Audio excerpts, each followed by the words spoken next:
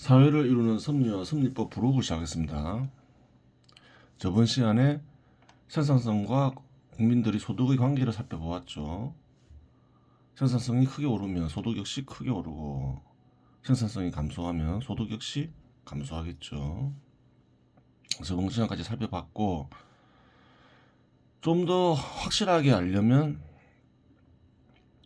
기업들을 살펴보면 되겠죠. 그래서 이번 시간에는 기업을 통해서 생산성과 임금의 관계를 살펴보도록 하겠습니다. 그러면 이제 기업을 통해 생산성과 임금의 관계를 살펴보도록 하자. 기업별로 좀 나열했죠. 9개의 기업. 많으면 많을수록 좋겠죠. 여기 9개 기업들은 이제 한국을 대표하는 기업들인데 그래요. 시간이 남으면 한번 많은 기업들을 살펴볼 수도 있어요. 좀 더 많은 정보를 얻겠죠. 영업이익이 있죠. 그 손익계산서를 보면 그래요. 일정 기간 판매 금액이 있는데 매출 원가와 판매비와 관리비를 빼면 영업이익이 나오죠. 판매비와 관리비, 매출 원가 이런 거는 일정 기간 투입된 비용이죠. 투입된 자본이라고 얘기할 수도 있겠죠. 그래요. 그럼 영업이익에다가 비용들을 나눠볼 수 있겠죠. 그럼 삼성전자는 2013년에 2.6% 나왔죠.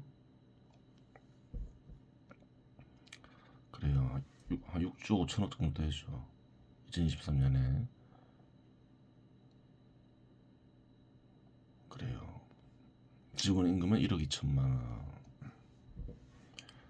현대자동차는 영업이익률이 10% 같은 방식으로 하면 영업이익은 15조죠. 2023년에 삼성전자보다 배 이상 많죠. 근데 이제 임금은 1억 1,700만 원. 삼성전자보다 작죠. 삼성전자가 직원들한테 잘해주는 회사인가 뭐 이렇게 생각할 수도 있겠지만 그전 실적을 한번 비교해 봐야 되겠죠. 사연이 있는지 없는지 이제 그렇게 돼야 되는 거고 그래요. 한국을 대표하는 회사들이죠. 업종은 달라도 LG화학도 마찬가지죠. LG화학도 큰 회사인데 삼성전자와 현대자동차가 직원 수가 많죠. 삼성전자는 12만 명 가까이 되고 현대자동차는 한 7만 명. 굉장히 많아요. LG화학은 14,000명. 보겠습니다. 똑같이 이제 매출원가, 판매비, 관리비가 있고 영업이익이 있는데 영업이익률은 4.7%죠. 그래요. 근데 임금은 7,500만 원. 그 LG화학은 4.7%, 임금은 1억 1,500만 원. 그래요. 큰 차이 안 나죠. 삼성전자, 현대자동차, LG화학의 직원 평균 임금은 큰 차이가 나지 않아요.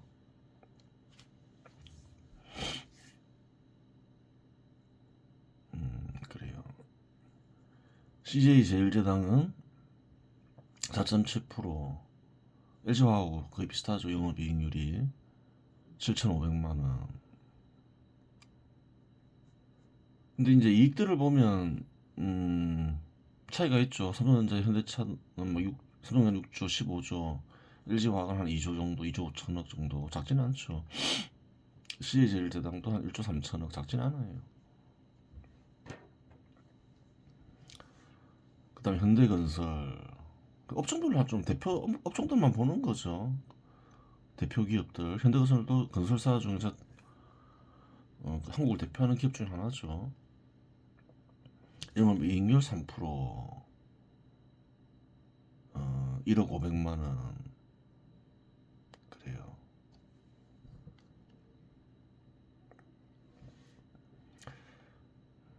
SK텔레콤 영업이익률 11%,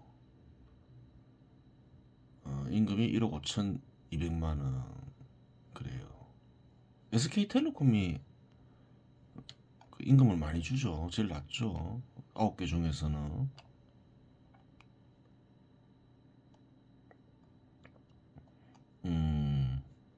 근데 아래 기업들은 SK텔레콤, 대한항공, 네이버, 국민은행 좀 다른 면이 있죠. 위 기업들은 원료를 사용하잖아요.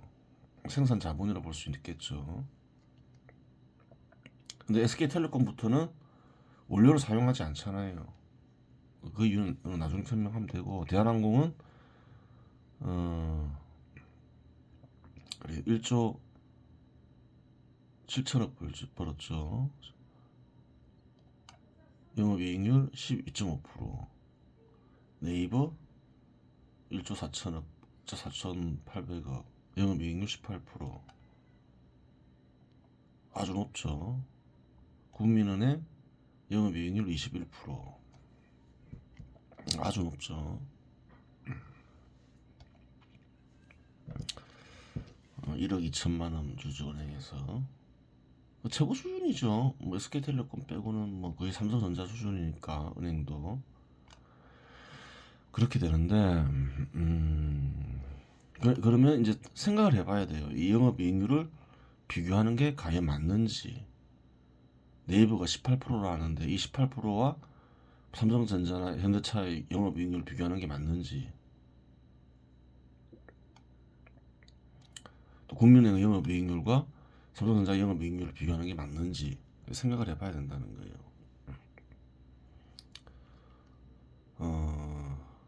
작업수단 투입 비용은 이전하는 비용이 상품 이전해야 되죠. 이전해서 가격을 넘겨야 되죠. 그래요. 현대자동차가 철을 구매했다. 철 가격을 자동차 가격에 넘겨야 되죠. 또 뭐 어떤 기계를 구매했다. 기계로 인해 이제 기계를 사용하면 기계의 이제 가치가 떨어지는데 그 가치를 어떻게 해야 되나요? 상품을 넘겨야 되죠. 이전해야 될 비용이 있다는 거예요. 모든 기업에는 이전해야 될 비용이 있겠죠. 있는데 생산 자본에는 이제 원료가 포함이 되잖아요. 대한항공, 네이버 이런 데는 원료가 없잖아요. 그래요. 그러면 원료를 빼고 비교해야 되겠죠. 빼야 돼요. 그렇게 해도 되는데 좀 더 쉬운 방법이 없을까 생각을 해보면, 어차피 이전해야 될 그냥 비용들을 다 빼버리자는 거예요. 다 빼버리고 이전하지 모든 기업들이 공통되는 거 이전하지 않는 비용이 있죠. 이전하긴 해야 되는데 그래요.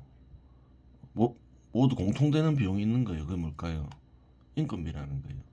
인건비는 어느 기업이나 다 공통적으로 있는 거죠. 인건비에 얼마를 투입해서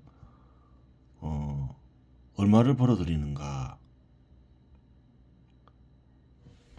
그걸 살펴보면 모두 공통되니까 이제 다 동일하게 다 비교가 가능해지는 거죠.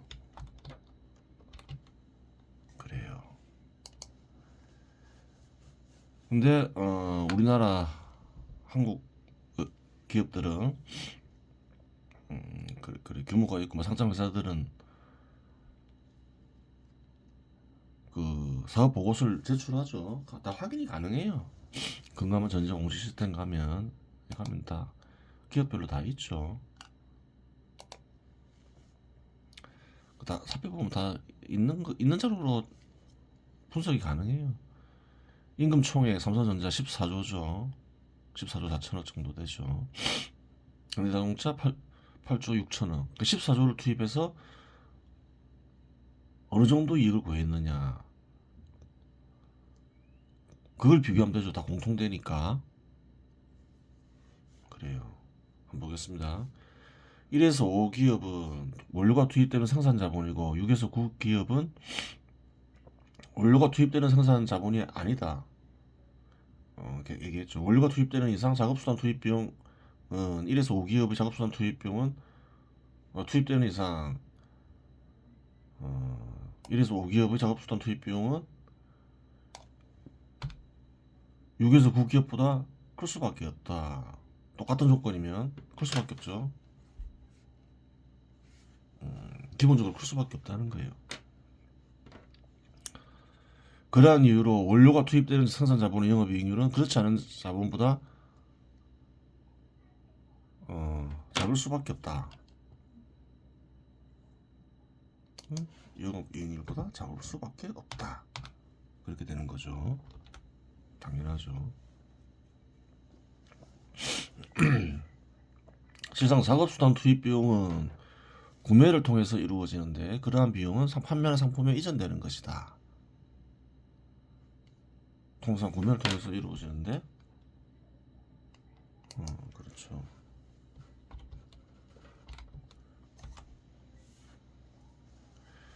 직접 만든 것도 이전해야 되겠죠. 이전되는 거죠. 통상 그냥 구매하니까 이전한다 이렇게 했지만 직접 만들 때도 가격이 상승되겠죠. 사람을 투입해서 만드니까 그것도 이제 팔 때는 이전해야 되는 거죠. 이전해야 될 비용이 있다는 거예요. 구매하는 건 무조건 이전해야 되는 거죠. 현 시대 대부분의 생산자분은 하나의 상품을 생산하더라도 협업을 통해서 생산하기 때문에 이러한 현상이 발생한다. 언제나 발생하는 거죠. 이전해야 할 비용이 더 크다는 말은 달리 얘기하면 사업상 위험이 더 크다는 말이 된다. 이전해야 되죠. 그래요. 자동차를 만드는데 어떤 철강 부품을 샀다. 판매할 때 그 가격이 이전돼야 된다는 거예요.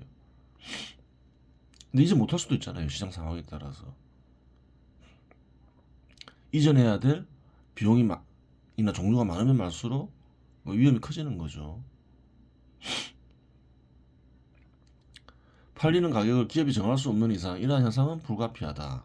시장에서 정해질 때는 위험이 있다는 거예요. 만약 팔리는 가격을 기업이 정할 수 있다면 이러한 위험은 감소한다. 이전되는 비용을 빼면 남는 것은 인건비와 이익이다. 하여간 이전되는 비용을 빼면 남는 것은 인건비와 이익이다. 그렇죠. 그리고 인건비와 이익은 모든 기업에 공통되는 해당되니 기업 간 비교가 가능해진다. 이렇게는 이제 비교가 어렵다. 이렇게 얘기하는 거죠. 생산자본에는 원료가 포함되니까 이전해야 될 비용이 더 많은 거죠. 이전하는 거니까 어차피 시장이 정상적인 상황에서는 이전이 되겠죠. 근데 이제 원료가 포함됐으니까 비교 불가능. 그럼 원료 빼버리자. 작업수단 빼버리자. 아예 그냥 통째로. 그렇게 하면 되겠죠.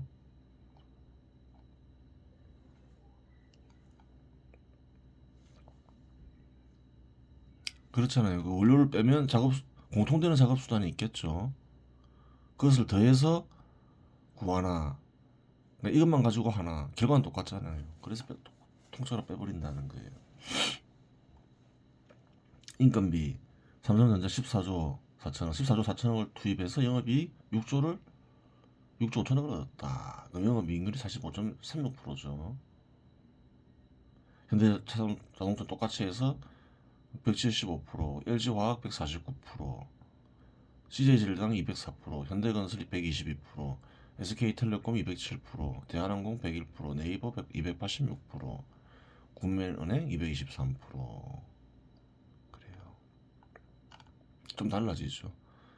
앞에서는 국민은행이 제일 높았는데 이 방식으로 하니까 네이버가 제일 높죠. 286%. 차이가 많이 줄죠. 원료가 빠지니까. CJ제일제당이 4.7%, 네이버가 18%, 거의 5배만 높죠. 4배 높죠.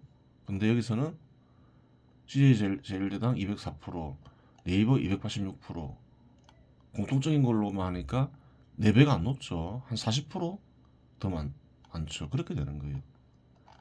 LG화학도 4.7%, 네이버 18%한 4배 많았는데 여기서는 한 2배 정도 많은 걸로 되죠. 공통적인 걸로만 하니까 그런 거죠. 이렇게 해야지 정확하게 평가되는 거죠. 그래요. 영업이익을 아니 이제 이렇게 했는데 공통되는 작업수단만 포함시켜서 영업이익률을 구할 수도 있잖아요.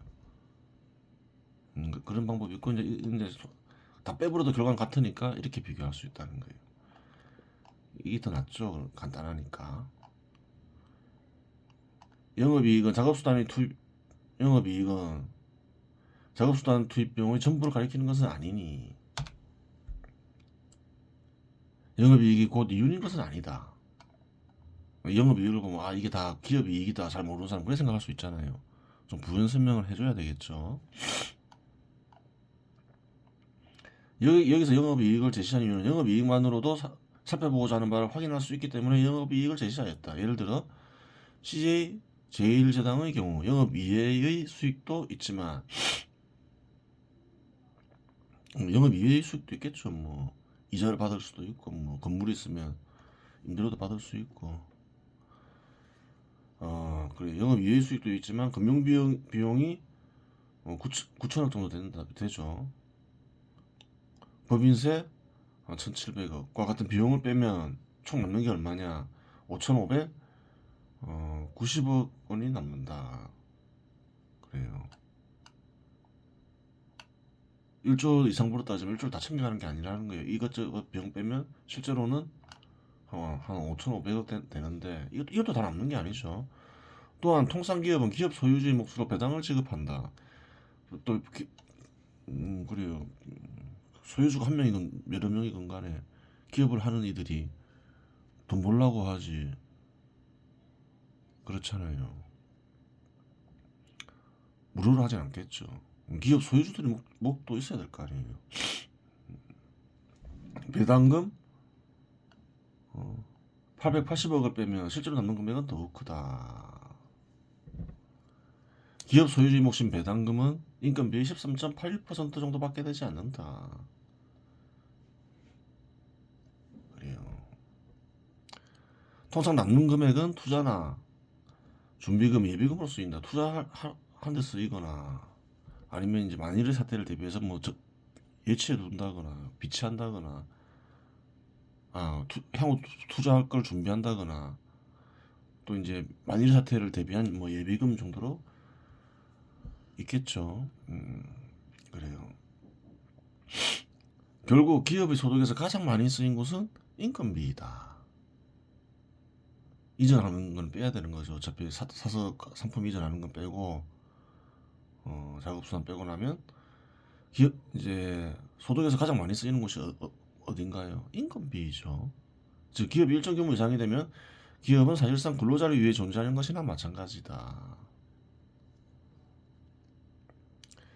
기업 소유자가 예를 들어서 지분이 50% 있다.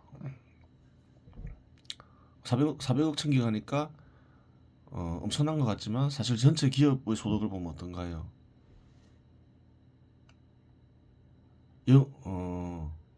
이익을 냈어요. 예를 들어서 CJ제당이 인건비가 6,300억이라는 거예요. 기업 이것저것 이제 기업을 운영하기 위한 것들을 빼면 그의 이제 기업 소유주가 챙긴 게 880억이죠. 그래요. 그래요. 기업이 규모가 커지면 그럼 실상 어떤 건가요?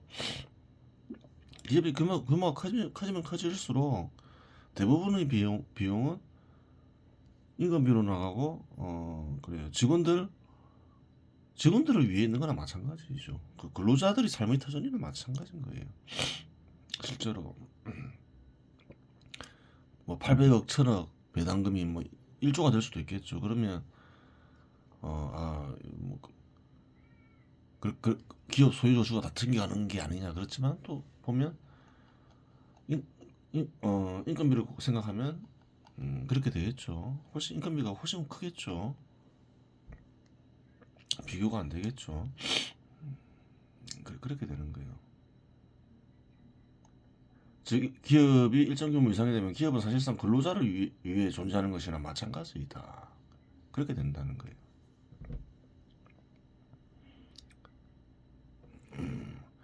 삼성전자의 영업이익률은 너무 낮고 네이버 영업이익률은 너무 높다. 영업이익률 보면 그냥 높게 나오죠. 네이버는. 삼성전자는 너무 낮게 나오고 2023년에 보면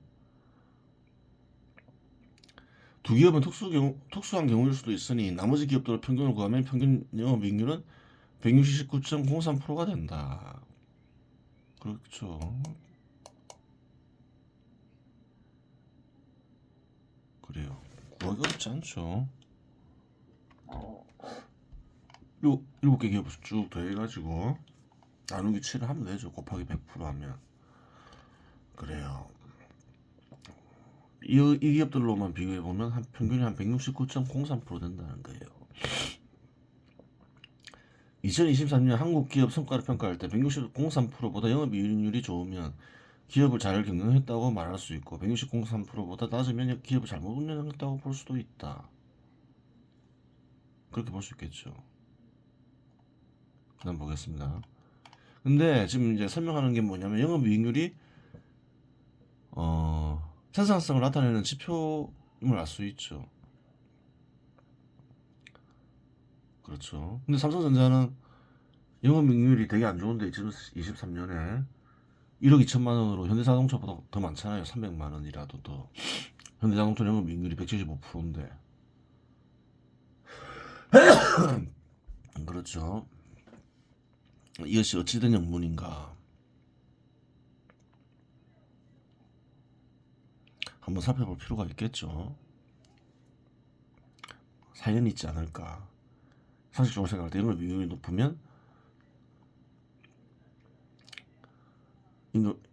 영업이익률이 훨씬 높은 현대차가 임금이 더 비싸야 될 것 같은데 더 많을 것 같은데 안 그러니까.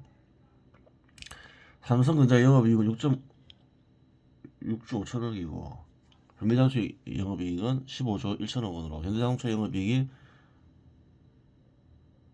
삼성전자 영업이익보다 더 큰데 현대자동차 임금이 삼성전자 임금보다 더 적다. 이와 같은 문제를 정확히 알기 위해서는 이전의 자료를 살펴볼 필요가 있다. 그래요. 삼성전자가 현대자동차에 비해 근로자에 대한 대우가 더 좋을 이유는 없기 때문이다. 그러면 장기에 걸친 삼성전자와 현대자동차의 실적을 살펴보도록 하자. 그래요. 생산성이 좋으면 생산성이 증가하면 임금이 증가하고 생산성이 낮아지면 임금이 감소한다 했는데 이렇게 한 시점으로만 봐가지고는 알 수가 없잖아요. 그래서 한번 길게 장기간으로 보자. 두 기업만 가지고. 그래요.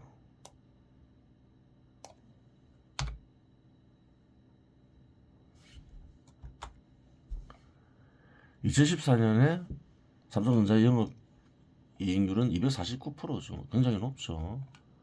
현대자동차는 120%예요. 삼성전자가 두 배로 많죠. 2014년에는. 그때 임금은 삼성전자는 1억 2백만 원, 현대자동차는 9,700만 원. 그래요. 삼성전자가 더 많죠. 그때 2014년에는 훨씬 높았죠. 영업이익률이. 2018년에도 영업이익률이 굉장히 높죠.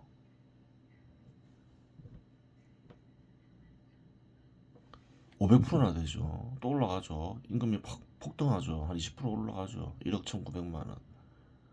현대자동차는 9,200만 원. 그래요.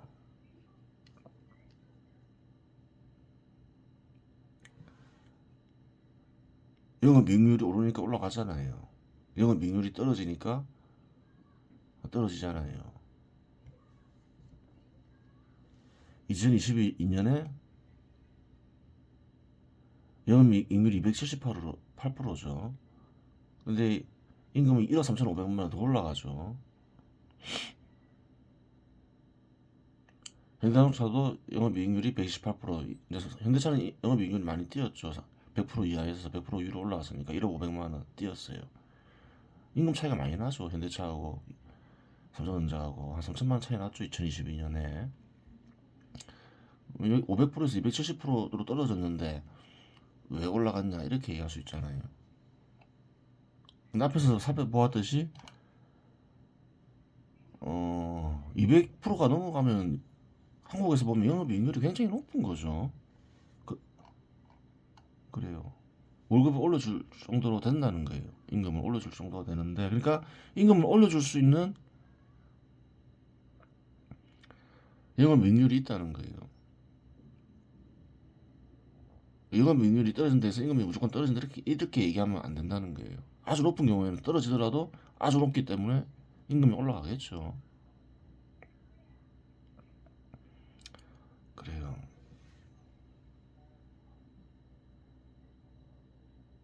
임금을 많이 줄 수 있다는 거예요. 2018년에 비해서 2022년에 현대차도 마찬가지죠. 100% 이하 가면 되게 안 좋은 거죠. 영업이익률이.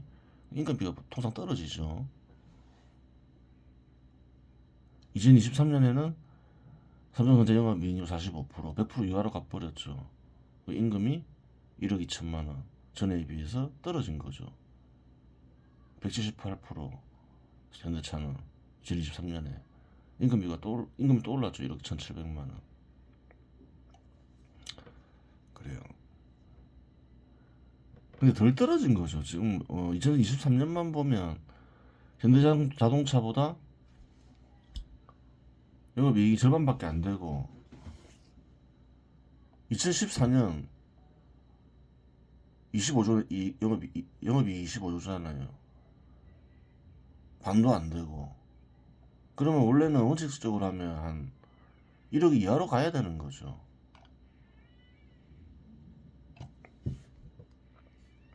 근데 이제 일시적인 현상으로 봤겠죠.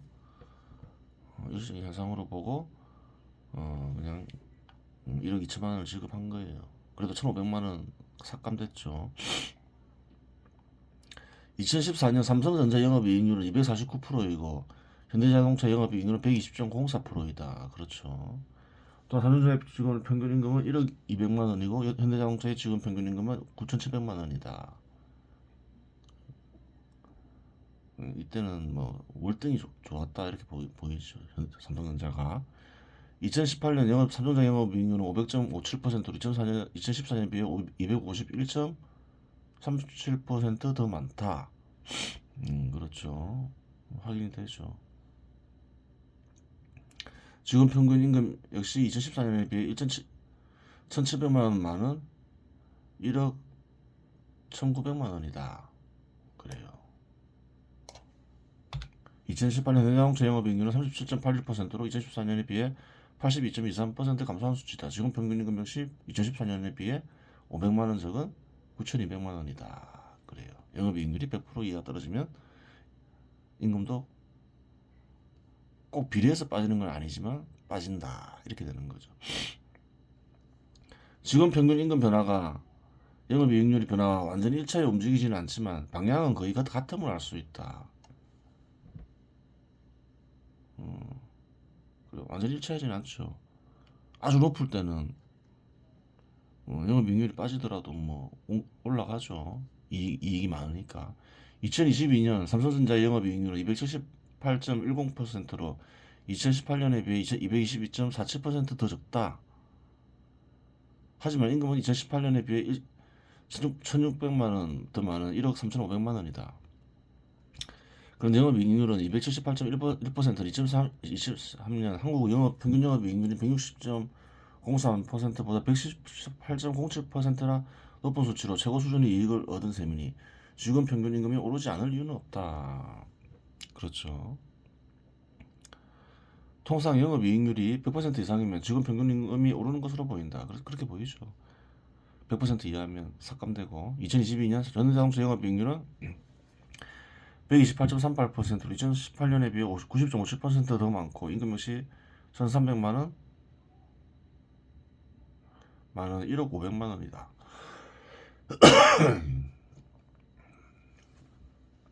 그래요. 2023년 삼성전자 영업이익률은 45.36%인데 이는 전에 비해 232.78% 7, 8% 그것까만 수치다. 지금 평균 임금 역시 1,500만 원 감소한 1억 2천만 원이다. 과거 수준을 보면 지금 평균 임금은 2014년 수준 이하가 되어야 하는데 일시적인 현상으로 보고 큰 폭 삭감하지 않은 것으로 보인다. 2023년 현대자동차 영업이익률은 175.27%인데 이는 전해에 비해 46.89% 증가한 수치이고 지금 평균 임금 역시 전해에 비해 1,200만 원 증가한 1억 1,700만 원이다. 영업이익률 이의 증가는 생산성 증가로 파악할 수 있고 영업이익률 이의 감소는 생산성 감소로 파악할 수 있는데 임금을 상승시키는 기준이 되는 영업이익률 이가 있고 임금을 감소시키는 기준이 되는 영업이익률 이가 있음을 알 수 있다. 그 표를 보면서 가만 보면 보이죠. 그래요. 그 원료를 빼고 보면 공통적인데 삼성전자 같은 경우는 500%니까 굉장히 높죠. 2023년 네이버보다 더 높죠. 그래요. 이때가 대충 뭐 피크였으면 알 수 있는 거죠. 삼성전자의. 앞으로 뭐 좋아질 수도 있겠지만 그건 봐야 되는 거겠죠. 이번 시간에서 마치겠습니다.